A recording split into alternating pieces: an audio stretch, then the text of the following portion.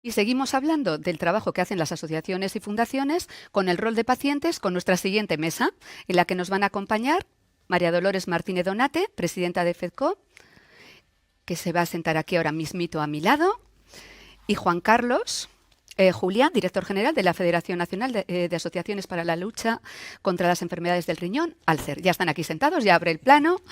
Bienvenidos de nuevo otra vez. Muchas gracias. Estáis escuchando atentamente, ¿verdad?, la fantástica labor que se hace en las asociaciones, por ejemplo, en el aspecto de psicología y otros muchos. Antes de entrar en materia, decirme brevemente, brevemente, sin titulares, pero brevemente, por qué tienen que existir las asociaciones y qué es lo que ofrecen las asociaciones y las fundaciones. Bueno, yo A creo los que, pacientes, ¿eh? claro, lo hablaban en la mesa anterior, Sí. pero una de las funciones fundamentales de la asociación es saber que no se está solo, que hay personas como ellos que han pasado por la misma situación y que afrontan la vida de otra manera y que les pueden enseñar en ese primer momento, que como decían los profesionales de la psicología, pues es duro y parece que se quiebran todas las expectativas, ¿no?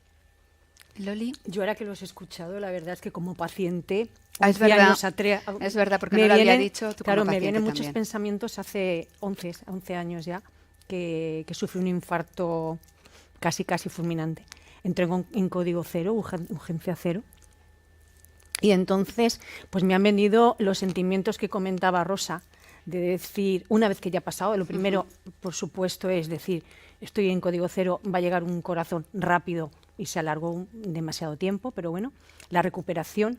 Y ya cuando estás en la habitación es cuando dices, ¿y ahora qué va a pasar con mi vida? Yo hace 20 días estaba perfecta, luego viene el sentimiento de ira, de decir, vamos a ver, pero si yo llevaba una vida sana, hacía senderismo, comía saludable, no tenía ningún hábito tóxico, ¿por qué me ha tenido que pasar a mí esto cuando sabemos que por el mundo hay personas malvadas que viven hasta los 90 años?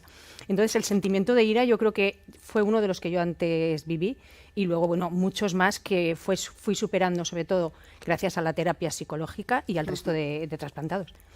Fíjate, hablas de ira y estaba pensando en culpabilidad también, porque hay pacientes que igual teóricamente no han tenido hábitos tan saludables, pero de nada sirve la culpabilidad, ¿no? O sea, los pacientes, yo creo que al final cada uno gestiona su enfermedad y gestiona su vida como puede, y me está sintiendo Rosa, pero es cierto que la culpabilidad ya no sirve para nada, ¿no? Llega un punto que no tiene retorno y lo que hay que hacer es seguir adelante. Exacto. Como tú muy bien has dicho también, ¿no?, que fuiste pasando por el proceso, empezaste con la ira, yo me cuidaba, llevaba una vida normal y de repente, como a todos, a cualquiera, nos puede cambiar la vida en un momento.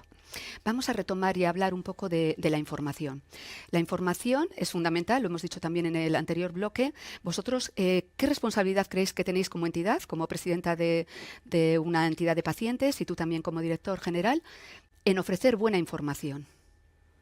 Por supuesto, intentamos dar una información veraz, recomendando pues páginas web o recomendando lugares específicos o información misma que nos ceden a nosotros nuestros especialistas, porque por desgracia hoy en día en internet te encuentras muchísimas cosas. De hecho, a mí me dijeron cuando salí del hospital, no mires nada de internet. Error, fue lo primero que hice al llegar a casa. Es inevitable. Y es lo que les sigo diciendo yo al resto de personas trasplantadas y lo siguen haciendo también. Entonces, pues eso, información veraz. Y luego el hecho de tener también contacto con los especialistas te ayuda muchas veces a poner en contacto tanto al paciente con el especialista para que entre los dos, cuando hay dudas que nosotros no podemos resolver, porque nosotros podemos ayudarles en unos aspectos, pero a nivel medicación ahí nosotros no podemos entrar. Entonces los pones en contacto de alguna manera para que así el paciente se quede mucho más tranquilo. Eso, lo que ha comentado Loli es un aspecto clave. O sea, el papel como organizaciones de pacientes tiene que ver con reforzar al profesional sanitario como fuente principal de la información, porque realmente es quien conoce mejor su caso. Evidentemente hay otras opciones, hay páginas que tienen información fiable y también es nuestro papel. Pero reforzar ese vínculo, y además en trasplante tenemos mucha suerte porque el vínculo con el profesional, con el especialista, es muy importante y en general con el sistema que tenemos en España, favorece esa vinculación y hacer que tanto el paciente como el profesional puedan resolver sus dudas y con ello evitar buscar fuentes de información no seguras. El vínculo es muy importante. Me quedo con este aspecto que acabas de decir, que tenéis una relación muy estrecha. En unos sitios más que en otros, me refiero. Cada hospital tiene su protocolo, me imagino que Juan Carlos lo sabrá también. Entonces, hay hospitales que el departamento de cardiología, en mi caso, tiene una relación más estrecha con los pacientes y en otras ciudades no es tanto. Y en unos hospitales se involucran más haciendo talleres con las asociaciones de pacientes y otros menos. Pero bueno, intentamos muchas veces. Avanzamos. Exacto, ¿no? avanzamos poquito a poquito. Siempre que hay que avanzar para mejor. Como esta jornada es de SLPT, habéis escuchado antes también la introducción que ha hecho la doctora. Vosotros como entidades, como asociaciones, ya tenéis también información de calidad, fiable, por supuesto. Por eso estáis aquí como fantásticos ponentes. ¿Qué creéis que le podéis ofrecer desde vuestro punto de vista, o sea, como asociación, a personas con SLPT, a pacientes o futuros pacientes de SLPT? Pues fíjate, lo importante que puede ser la información veraz, como ha comentado Rebeca.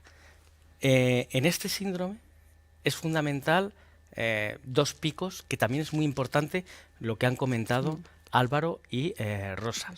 El pico es el primer año, que es precisamente cuando las expectativas del paciente están más altas, porque recordamos que el trasplante normalmente es un motivo de ilusión para el paciente. Entonces, si después de ese trasplante en el primer año, cuando estás en esa situación, tienes la mala noticia de que tienes otro problema diferente añadido al que tienes y con el que no contabas, bueno, pues puedes sufrir una serie de problemas, pero conocerlo hace que podamos prevenir esa situación. Claro. Y luego otro de los picos es cuando precisamente pasa lo contrario. Entre 5 o 10 años, cuando ya la persona que después del trasplante parece que lo tiene todo controlado, parece que todo está bien y vuelve a tener o vuelve a estar la posibilidad de esa situación. Conocerlo y conocerlo de los profesionales sanitarios nos puede ayudar a prevenir esas situaciones y con ello prevenir trastornos, por ejemplo, emocionales, que pueden ayudar a que las cosas vayan mucho peor. Prevenir, incluso detectarlos lo antes posible, ¿no? Quiero decir, al final, por diferentes experiencias o cosas que te van relatando los pacientes cuando llegan, o igual con los profesionales que trabajan en las propias asociaciones, detectar cuanto antes para derivarlos a los profesionales sanitarios correspondientes para poder llegar lo antes posible a un diagnóstico o posible diagnóstico que no tiene por qué ser. Loli, ¿cómo es tu experiencia? Primero, es que es muy interesante, claro, tú eres paciente también. Tu experiencia como paciente y ahora como presidenta de una entidad de pacientes. Pues, ¿y qué idea tenías es un poco contradictorio. Perdóname, Loli, ¿qué idea tenías tú de las asociaciones antes de ser paciente? ¿Si ha variado o no? Y sé sincera, por favor. Por un lado, es bueno y es malo, porque ahora tengo mucha información que no tienen otras personas trasplantadas. Entonces, eso lo que provoca es tener más miedos. Yo veo otras personas recién trasplantadas que al cabo de 10 años son felices, y entonces yo pienso, madre mía, yo sé todos los efectos secundarios que va a tener la medicación, y así pasa con muchas cosas. Entonces, el hecho de estar sobreinformado a veces no es bueno.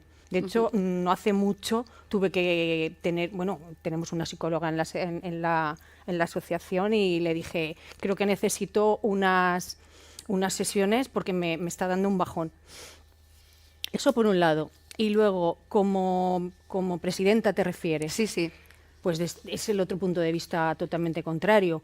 Ahora estoy haciendo ayudando un poco a los que me ayudaron a mí en su momento. Yo no sé si yo me encuentro un día en una habitación, mejorando, por supuesto, y dices, ¿y ahora qué va a pasar con mi vida? ¿Voy a poder trabajar? ¿Voy a poder viajar? ¿Cómo va a ser mi vida social? ¿Cómo va a ser mi vida familiar? Y entonces, el día que conoces, en mi caso, entrar a una habitación, es una terapia de presencia que se suele realizar, normalmente todas las asociaciones hacen visitas hospitalarias. Entonces, el día que entraron a la habitación 3 personas trasplantadas y yo me quedé mirándola y dije, pero si están bien. Pues claro, yo decía... No se les nota nada. Eso no, es además ¿no? es claro, es el problema de la discapacidad orgánica, que es algo que no se ve, no llevamos los escrito aquí, invisibles, estamos trasplantados de corazón, o riñón. Entonces, ahora digamos que devuelvo un poco todo lo que han hecho por mí. Estoy orgulloso de realizar este trabajo y es lo que realizan en realidad todas las asociaciones, porque todas las personas son voluntarias. Devuelven un poco a la sociedad la ayuda que ellos han recibido de diferentes maneras. Tenemos psicólogos, hacemos talleres, terapias de apoyo, grupos entre nosotros que nos ayudamos continuamente. No sé si es esto a lo que te refieres. Sí, sí. Pues todo eso que... Quería saber eso, el cambio que habías tenido de la percepción de llegar a una asociación antes de ser paciente, siendo paciente y después como presidenta. O sea, porque son roles muy diferentes, ¿eh? Claro, sobre todo... Tú has ido pasando, son muy diferentes. Es complicado, ya te digo, porque a veces me comentan otros trasplantados cosas que les está ocurriendo y digo, esto yo más o menos conozco un poco por dónde va. Por ejemplo, alguien que te cuente que está empezando a tener una insuficiencia respiratoria. Claro, por ese lado tienes más empatía y más conocimiento porque lo has vivido. Tienes más información, tienes más empatía, has pasado por eso, ya son 11 años de trasplante y conoces mucho los síntomas, y entonces les puedes ayudar en ese aspecto. Pero, vamos, yo casi prefería el rol de paciente, que no me involucro en nada. Ahora es la responsabilidad. Sí. También. Juan Carlos, ¿en qué estáis trabajando las asociaciones de pacientes para mejorar la calidad de vida de las personas trasplantadas? Bueno, ahora tenemos un trabajo muy importante y cada vez se desarrolla más en las organizaciones de pacientes, que es crear nuestra propia evidencia sobre la calidad de vida. Es decir, analizar cuál es la perspectiva de las personas que están en esa situación de una manera científica. Sí, sí. Nosotros tenemos profesionales del ámbito psicosocial, no olvidemos que también tenemos profesionales del trabajo social que son muy importantes para nuestras entidades, y podemos crear evidencia que nos ayude a bueno, pues, por ejemplo, promover estilos de afrontamiento adecuados que mejoren esa calidad de vida, que mejoren el bienestar, evitando lo que han dicho nuestros compañeros anteriormente, evitando que se quede anclado, que el paciente, la persona se quede anclado en un proceso de la aceptación y con ello, bueno, pues aumenten los problemas en el ámbito psicosocial. Claro. Estaba pensando también que hay que innovar, o sea, no podéis quedaros tampoco, ¿no? Las asociaciones de pacientes tenéis como los propios pacientes, no tiene nada que ver un paciente de hace 20 años con un paciente de ahora. Está mucho más informado, en algunos casos igual desinformado, pero más informado. Es un paciente más activo, se implica más en la gestión de su enfermedad. Un paciente bien informado tiene más adherencia también a los tratamientos, vosotros lo comprobaréis también en los hospitales. Entonces también tenéis que ir, ¿no?, adaptándoos a las nuevas necesidades de los pacientes, de los tiempos, y por supuesto me parece muy interesante también, ¿no?, ver hasta dónde medir para actuar y para qué camino seguir y qué proyectos para mejorar la calidad de vida de los pacientes. Me parece, sí, te voy a cortar un segundo, me parece muy interesante lo que has dicho sobre la adherencia del tratamiento. Bueno, muchas de las personas trasplantadas es gente mayor que entran a una consulta y no comprenden todo lo que les está diciendo el profesional. Entonces, luego vienen a las asociaciones realmente a que les expliques muchos aspectos porque tienen dudas. Por supuesto, nosotros le puedes comentar cosas de cómo tomar la medicación, cosas que, sobre todo lo que habíamos comentado, no meterse en el tema médico, que esa es su parcela. Pero sí que hay otros aspectos que podemos ayudar. A nosotros nos llegan muchos trasplantados que les da vergüenza comentar cosas al especialista y nos preguntan a nosotros, y hemos retomado, que lo había dicho Rosa, la actividad sexual. Y cómo nos tomamos las pastillas, si viajamos, si no viajamos, unas preguntas que no les da vergüenza en muchos aspectos comentárselo al propio especialista. Entonces, pues eso es otra de nuestras labores, y eso significa que el paciente, cuanto más información también tiene, cuanto más le expliques las cosas, mejor, ¿no?, él va a tomar la medicación sabiendo los problemas que tiene con más regularidad. Porque nuestro problema es ese, que nosotros tomamos una medicación de por vida. Gestionarlo mejor. La comunicación médico-paciente daría para mucho también, pero no vamos a entrar en eso. Pero es verdad que vuestra labor también es fundamental en ese aspecto. No solo ya porque no entiendan lo que les digan, sino que hay veces que no tienen incluso la confianza, ¿no?, de tratar diferentes aspectos. Antes hablamos de sexualidad, por ejemplo, y de otros muchos también. También a esta mesa maravillosa que hemos tenido del rol de las asociaciones de pacientes, os voy a pedir que me deis un titular Un último mensaje para las personas que están siguiendo el evento. Un resumen, a modo resumen, lo que queráis. ¿Quién empieza? ¿Juan Carlos? Bueno, me atrevo. Vale. No, las organizaciones de pacientes fundamentalmente lo que ayudan es a saber vivir con una situación estresante y complicada como es una enfermedad crónica. Y a saber aceptar las situaciones que pueden venir venidas, ¿no? O como es el ETP que estamos hablando. Pero fundamentalmente es lo que hablaba, ¿no? Saber vivir con una enfermedad crónica. Que es mucho, ¿eh? Saber vivir con una enfermedad crónica. Loli. Estoy totalmente de acuerdo en lo que ha dicho Juan Carlos, y yo como titular diría que, para empezar, no hay mejor terapia para una persona trasplantada que ver a otra persona trasplantada. Y luego, por supuesto, inversión en investigación, porque cuando ves este tipo de terapia celular que se está desarrollando, en este caso para esta enfermedad, la verdad es que te da una alegría enorme de saber que todas nuestras complicaciones poco a poco van a encontrar una solución. Ya es bastante difícil pasar por una segunda oportunidad en la que pensabas que con la que pensabas que no contabas, como para encima las complicaciones que vienen después. Es evidente, sin investigación no llegan nuevos tratamientos y sin nuevos tratamientos los pacientes no pueden salir adelante en muchos casos. Pues muchísimas gracias a los dos, ha sido un placer también conversar con Loli y con Juan Carlos.